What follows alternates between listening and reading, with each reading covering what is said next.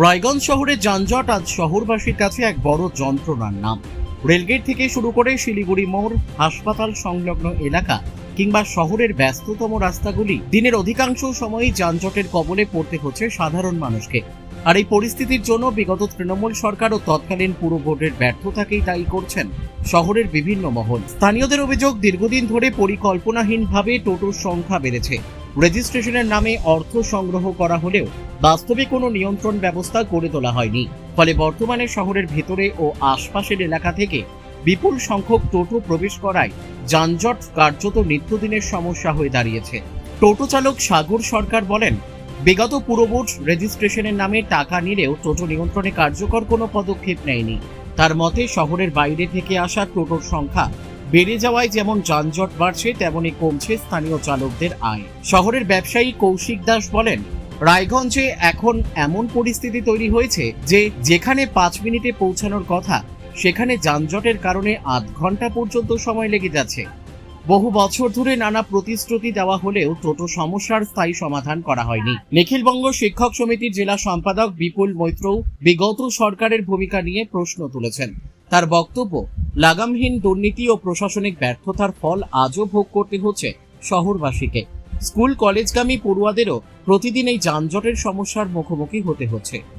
জেলা কংগ্রেসের সাধারণ সম্পাদক তুষার গুহ বলেন, রাজ্যে কর্মসংস্থানের অভাবে বহু যুবক টোটো চালানোর পেশায় এসেছেন, কিন্তু সরকারের দায়িত্ব ছিল এই খাতকে নিয়ন্ত্রণে আনা এবং শহরের পরিবহন ব্যবস্থা সুশৃঙ্খল করা। সেই কাজ বিগত সরকার করেনি বলেই আজ রায়গঞ্জের পরিস্থিতি জটিল আকার ধারণ করেছে। অন্যদিকে বিজেপি জেলা সভাপতি নিমাই কবিরাজ দাবি করেছেন, বর্তমান সরকার ইতিমধ্যেই যানজট নিরসনে একাধিক পদক্ষেপ গ্রহণ করেছে। রেলগেট সংলগ্ন যানজট কমাতে ওভারব্রিজ নির্মাণের কাজ চলছে। পাশাপাশি বাসস্ট্যান্ড স্থানান্তর এবং শহরের ট্রাফিক ব্যবস্থার উন্নয়ন নিয়েও পরিকল্পনা গ্রহণ করা হয়েছে। শহরবাসীর একাংশের মতে, দীর্ঘদিনের অব্যবস্থাপনা ও পরিকল্পনার অভাবের কারণেই রায়গঞ্জ আজ যানজটের শহরে পরিণত হয়েছে। এখন সকলের নজর বর্তমান প্রশাসনের দিকে। তারা কত দ্রুত এই দীর্ঘস্থায়ী সমস্যার সমাধান করতে পারে সেটাই দেখার। আমার নাম সাগর সরকার, টোটো চালাই। ইনকাম তো খুবই কমে গেছে, আগের থেকে অনেক কমে গেছে। রায়গঞ্জে এখন অনেক বাইরে থেকে টোটো আসতেছে, সেই টোটোগুলো কমাতে হবে, তাহলে আমাদের একটু ব্যবসা হবে। কেমন যানজট হচ্ছে রায়গঞ্জে প্রচুর, বাইরের দিক থেকে তোমার এদিক থেকে ইটাহার টিটাহার থেকে সব দিক থেকে টোটো চলে আসতেছে। তারপরে তোমার সোয়ারি মোড় থেকে চলে আসতেছে, তারপরে মহারাজা থেকে চলে আসতেছে, সব টোটো ঢুকে যাচ্ছে। এক সময় রায়গঞ্জ পৌরসভা একটা আর্থিক টাকা নিয়েছিল, হ্যাঁ, সেটা কত টাকা নিয়েছিল, কি কারণে নিয়েছিল? ওটা তো আমি বলতে পারবো না কত টাকা নিয়েছিল। আপনার কাছ থেকে নেয়নি? আমার কাছে তো নিয়েছিল 600 টাকা নিয়েছিল, তো ওগুলো কিচ্ছু হয়নি। বলছিল কাগজ দিবে, ওগুলো কিচ্ছু করে দেয়নি। টাকা নেওয়ার পরে সবাইকে চালাতে দিচ্ছে। আবার সমাধান হলে তো ভালোই হয়, আর না হলে তো আমাদের তো খুব অসুবিধা হয়ে যাচ্ছে। টোটো বাইরে থেকে চলে আসতেছে, আমাদের রায়গঞ্জ আমাদের বাড়ি, আমরা কামাই করতে পারতেছি না, বাইরের টোটো আসে, আমাদের গ্যাঞ্জাম হয়ে যাচ্ছে। আমার নাম কৌশিক দাস, পেশাগত আমার চায়ের দোকান আছে শিলিগুড়ি মোড়ে। নাগর বিষয় কি যে টোটো সংখ্যা মানে এত বেড়ে গেছে, মানুষের থেকে টোটো বেশি দেখা যায় রাস্তাঘাটে। তো এত অতিরিক্ত টোটো হওয়াতে পৌরসভা থেকেও দেখা গেল অনেক সমাধান করছে, টোটোর নাম্বার ইস্যু করছে, গ্রিন সবুজ কত কিছু শুনলাম দেখলাম, তো সেগুলোরও কোনো কিছু দেখে না, সবই চলছে। তো টোটো যে হারে বাড়তেছে, ধরো কোনো পেশেন্টকেও যদি নিয়ে যেতে হয়, সেটা আপনার হাই রোড দিয়ে মানে ন্যাশনাল দিয়ে নিয়ে যেতে হয়, আমার টাউনের ভিতর দিয়ে নিয়ে যাওয়া যায় না, মানে 2 ঘন্টা লেগে যায় পেশেন্টকে নিয়ে যেতে। অনেক সমস্যা টোটো নিয়ে। তো অ্যাকচুয়ালি বেকার সংখ্যা যে হারে বাড়তেছে, সে কারণে তো সবাই কাজকর্ম না পাইলে কী করে টোটো ফোটো তো কিনছে, চালাচ্ছে। কিন্তু টোটোর একটা সমাধান করা উচিত আমাদের সরকারকে, যে একটা রুট করে দেওয়া উচিত, নাহলে তো রাস্তাঘাটে চলাই যায় না। কোথাও যেখানে 5 মিনিটের রাস্তা সেখানে লেগে যাচ্ছে 25-30 মিনিট। সমাধান কিভাবে সম্ভব মনে হচ্ছে? সমাধান এখন সরকার, নতুন সরকার আসে, তারই করা উচিত। কারণ আগের যে সরকার ছিল তাতে সে কিছুই করলো না, খালি সেই তার থেকে বেশি এখন টোটোই হয়ে গেছে। এখন নতুন সরকার আশা করছে ভালোই সমাধান করবে, কারণ তাদের কাজকর্মগুলো দেখতেছি, এখন সবাই দেখতে, আমি একা বলে দেখছি না, আজকে সোশ্যাল মিডিয়াতে সবাই দেখতে পাচ্ছে তারা কি কাজ করতেছে, ভালোই করতেছে। বিষয়টা রায়গঞ্জ শহর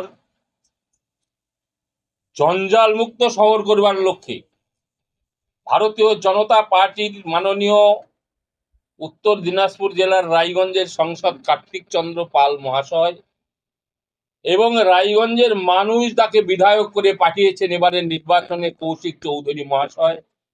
আমাদের সৌভাগ্য তিনি দুইটি দপ্তরের মন্ত্রী হয়েছেন। তারা বিভিন্নভাবে পরিকল্পনা করে যানজট মুক্ত শহর গড়ে তোলার লক্ষ্যে, বিশেষ করে সারাদিন রেল চলাকালীন যেভাবে গোটা শহরটা যানজটের সৃষ্টি হয়, তার জন্য ওভারব্রিজ বা আন্ডারব্রিজ করবার জন্য একটা প্রচেষ্টা চলছে এবং জঞ্জাল মুক্ত এই শহর করবার লক্ষ্যে বিভিন্ন পরিকল্পনা নিয়েছে। আগামী দিনে যেই সব টোটো চালক যদি এইরকম এই চলাচলের ভালো ব্যবস্থা হয় তাহলে খুব একটা অসুবিধা হওয়ার কথা নয়। বাস স্ট্যান্ড বেরিয়ে আসলে অনেকটা জঞ্জাল মুক্ত হবে, অনেকটা স্বচ্ছ পরিবেশ ফিরে আসবে। এগুলো নিয়ে প্রচেষ্টা আমরা জানি বিগত দিনে তৃণমূলের কি দুর্নীতি, কিভাবে সাধারণ মানুষকে বিভিন্নভাবে হয়রানির শিকার হয়েছে, বিভিন্ন মানুষের কাছে কিভাবে কাটমানি খেয়েছে, পৌরসভায় কাটমানি হয়েছে, আজকে মাতৃসদন বন্ধ হয়ে যাওয়ার মুখে। এই অবস্থায় সমস্ত ক্ষেত্রে পৌরসভার যে দুর্নীতি, এই দুর্নীতির বিরুদ্ধেই মানুষ রায় দিয়েছে। আগামী দিনে আমার দৃঢ় বিশ্বাস সুন্দর এবং স্বচ্ছ পৌরসভা হবে, উন্নয়নের গতি বাড়বে এবং সততা স্বচ্ছতার মাধ্যমে এই পৌরসভার কাজ এগিয়ে যাবে। যে লাস্ট 15 বছরে তো কোনো কর্মসংস্থান ছিল না, গরিব খেটে খাওয়া মানুষরা বাইরে চলে যাচ্ছে, বাইরের রাজ্যে চলে যেত। এবার যারা এখানে ছিল তারা টোটো নিয়ে, গ্রামের টোটো শহরেরও টোটো, পুরো শহরটা পুরো যানজট হয়ে গেল। এবার রেজিস্ট্রেশনের নাম করে তৎকালীন সরকার, তৎকালীন পৌর বোর্ড টাকা নিল এই গরিব টোটোওয়ালাদের কাছ থেকে, নিয়ে কোনো সুরা হলো না। নীল টোটো, সবুজ টোটো, তৎকালীন এমএলএ বলেছিল নীল টোটো, সবুজ টোটো, পৌরসভাকে টাকা দিল, টোটোওয়ালাদের, টোটো চালক ভাইদেরকে নিয়ে মিটিং করলো, অনেক কিছু করলো। আলটিমেটলি রেজাল্ট জিরো, টাকাটা তৃণমূল নেতাদের পকেটে চলে গেল, এই গরিব টোটো চালকদের টাকা। বর্তমানে নতুন সরকার এসছে, সরকারের কেবল 1.5 মাস হয়েছে, তাদেরকেও সময় দিতে হবে এবং তাদেরকে গুরুত্ব দিয়ে, দেখুন ডবল ইঞ্জিনের সরকার, রায়গঞ্জে এমএলএ বিজেপি পার্টির, এমপি বিজেপি পার্টির, রাজ্য সরকার বিজেপি পার্টির, কেন্দ্রের সরকার বিজেপি পার্টির, তাদেরকে এখন কারো পারমিশন নেওয়ার ব্যাপার নেই, কোনো কচকচানি ব্যাপার নেই যে এ অনুমতি দিচ্ছে না, এটা করতে দিচ্ছে না, এই আনে। এখন টোটাল দায়টা, টোটাল রেসপন্সিবিলিটি তাদের উপরে। আমরা একটা রাজনৈতিক দল এবং রায়গঞ্জের গণতান্ত্রিক সচেতন মানুষ হিসেবে মনে করি গুরুত্ব সহকারে রায়গঞ্জ শহরটাকে বাঁচাতে হবে এবং রায়গঞ্জ শহরের এই সমস্যাগুলো সমাধান করতে হবে। এটা নিয়ে বলার মতো যে বিগত সরকার সম্পর্কে আর নতুন করে কিছু বলার নেই, কারণ বিগত সরকার সব ক্ষেত্রেই যে দুর্নীতিপরায়ণ ছিল তার রায় একটা মানুষ নির্বাচনের মধ্য দিয়ে দিয়েছে। ফলে বিগত সরকার সম্পর্কে আর নতুন করে কোনো কথা না বলাই সমীচীন। নতুন সরকার, তার বয়স 2 মাস হয়নি, 50 দিনের মতো হলো। প্রাথমিকভাবে মানুষের চাহিদা আছে, এই সরকার সাধারণ মানুষের স্বার্থেই কিছু কাজ করবে। ফলে আমরা আশা করব রায়গঞ্জের মানুষ হিসাবে যে বিগত সরকার যেমন এই ক্ষেত্রে শুধুমাত্র পয়সা কড়ি তুলেই গেছে, কিন্তু মানুষের স্বার্থে কোনো কাজ করেনি। 1-1.5 মাসের মধ্যে এই সরকার নিশ্চয়ই রায়গঞ্জবাসীর স্বার্থে, স্কুল ছাত্রছাত্রী তাদের স্বার্থে, তাদের চলাফেরার সময় খুবই অসুবিধা হয়, যানজট যেভাবে তৈরি হয়, সেই যানজট মোকাবিলার ক্ষেত্রে বিশেষ করে আমাদের এখানে যেহেতু শিক্ষা প্রতিমন্ত্রী আছেন, কর্নেশন গার্লস, বিদ্যাচক্র, এইসব জায়গায় ছাত্রছাত্রীদের খুবই অসুবিধা হয় বিদ্যালয়ের সময় যাওয়ার ক্ষেত্রে এই টোটোর যানজটের জন্য। তারা নিশ্চয়ই ইতিবাচক ভূমিকা নেবেন। তা নাহলে পরবর্তীতে আমরা সাধারণ মানুষ একত্রিত হয়ে এই ক্ষেত্রে প্রশাসনিক যে স্তর আছে সেই স্তরে যেভাবে আমাদের স্মারকলিপি দেওয়া দরকার সেইভাবে আমরা এগোবো। রায়গঞ্জ থেকে রামকৃষ্ণ দাসের রিপোর্ট, কুলিক নিউজ।